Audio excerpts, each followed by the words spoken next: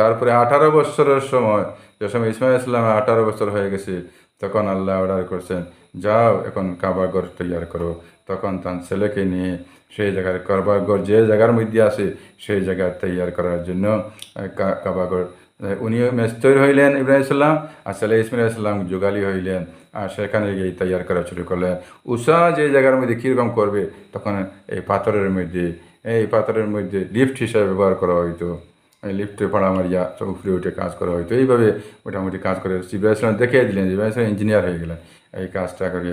আজ এই কাবা ঘরটা আল্লাহ প্রথম তো গড়টি ছিল ইয়াকুত মাকুত দিয়ে, প্রথমটা গড়টা ছিল নূহ আলাইহিস সালাম পর্যন্ত, তারপর উঠিয়ে নেওয়া হয়ে গেছিলো। আর আবার ইব্রাহিম ইসলাম থেকে আবার আজ পর্যন্ত সেই ঘর আছে, কিয়ামত পর্যন্ত থাকবে ইনশাআল্লাহ।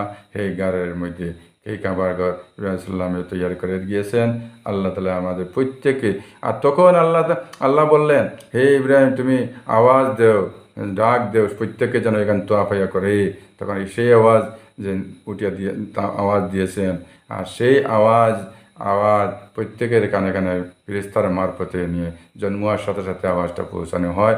যার কানে পৌঁছে যে লাব্বাইক হয়ে সাড়া দিয়ে একবার যায়, 5 বার এলে 5 বার যায়, যেবার হয় যাইবার।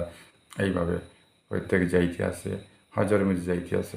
আল্লাহ আমি জানি না আমার জন্মের পরে এইরকম আওয়াজটা পৌঁছানো হলো কি, আমি লাব্বাইক কইছিলাম কি না, আমি তো জানি না রে মৌলা তুমি যদি আমি লাব্বাইক হই নাতে, তখন যদি হই না, এখন আমার কানের মধ্যে আওয়াজ দিয়েও আমার সাইড নেবাইতে পারবে মৌলা।